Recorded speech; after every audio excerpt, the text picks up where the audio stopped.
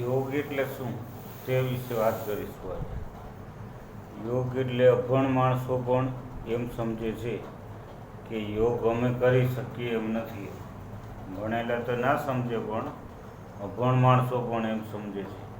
આ યોગ શબ્દ સાંભળીને ભડકી ઉઠે છે. યોગ એટલે દરેક ક્ષણે તમે ખાતા પીતા રમતા જે કરતા હો પ્રવૃત્તિ તેને યોગ સાધ્યો કહેવાય. તેમજ જીવનમાં યોગ એટલે યોગશાસ્ત્ર એટલે ભગવદ્ ગીતાનો જીવન જીવવાનો નકશો એમ કહેવામાં આવે છે. એકલા બેઠા બેઠા યોગ સાધુ સંન્યાસી જે જંગલમાં એકલા બેઠા બેઠા યોગ સાધી શકે તો એ યોગ આપણા સર્વસામાન્ય માણસ માટે નકામો છે. અને એક મિલ માલિક, એક લારી ફેરવનારો, એક ગુમાસ્તો તેમજ નોકરી કરવાવાળો, ઘરચી, ગોલો, કુંભાર, મોચી, દરજી તેમજ એક માણસ યોગ સાધી શકે, 24 કલાક યોગ સાધી શકે. આવી રીતના કરે તો ક્ષણે ક્ષણે તમે યોગ સાધી શકો. પણ વ્યવહારિક રીતે યોગનો અર્થ બરાબર સમજવો જોઈએ માણસે. કારણ કે ઘણા કહેવાતા ભણેલા માણસો યોગ શબ્દ સાંભળીને ભડકે છે. તેઓ કહે છે, ના ભાઈ સાહેબ, અમે તો યોગ સાધી શકીએ તેમ જ નથી. કારણ કે નોકરી ધંધે થાકી પાકીને આવ્યા હોય, ત્યાં પછી વેવાઈ વેવણ આવ્યા હોય એમને આંચવા, એટલે અમે યોગ સાધી શકીએ તેમ નથી.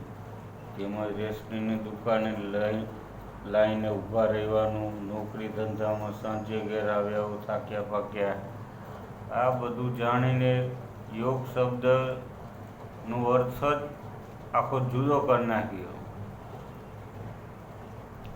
યોગ સાચો અને વ્યવહારુનો અર્થ એ યોગ તેઓ લોકો સમજ્યા નથી. ક્યારે ધંધાદારીઓ, પંડિતો અને કલાકારો પાસે એવું સાંભળ્યું હશે, એટલે 4 કલાક નાક દબાવી અને બેસી રહેવું, અગર ઝાડ ડાળી ઉપર ટટિયા દજાડીને બેસી રહેવું, તેને યોગ સાધ્યું કહેવાય. આ જાતનો યોગ તેમને ફુરસત નથી. યોગનો આખો આ શબ્દ વિકૃત અર્થ સમજી શક્યા છે. તેમાં ઘણા માણસો ગેરસમજૂતી થઈ ગઈ છે કે યોગ કરવામાં ભગવાને તો ઘણી કીધું છે. યોગ તમે દરેક પલે કરી શકો, પણ જીવનમાં તમે વ્યવહારમાં લાવી શકો તો નાતા ધોતા બધું જ પ્રવૃત્તિ કરતાં ભગવાનનું નામ લેતા આપણે મોક્ષના માર્ગ ઉપર જવાનું છે. બરાબર? અને ધર્મ અને મોક્ષ માટે મહેનત કરવાની છે, અર્થ અને કામ માટે. ધર્મ અને મોક્ષ માટે મહેનત કરશો તો સ્વર્ગના દરવાજા ખુલી જશે આપોઆપ. ને આજે પવિત્ર દિવસ છે, શનિવાર, એટલે હનુમાન ચાલીસાની રુદ્રી કરવાનું ના ભૂલતા. 100 વખત હનુમાન ચાલીસા કરો તો એકદમ સારું, 21 વાર કરો તો પણ સારું, 7 વાર કરો તો પણ સારું, તેમજ 3 વાર 5 વાર, જેવો ટાઈમ. ને છેવટે ટાઈમ ના હોય તો 1 વારે કરજો.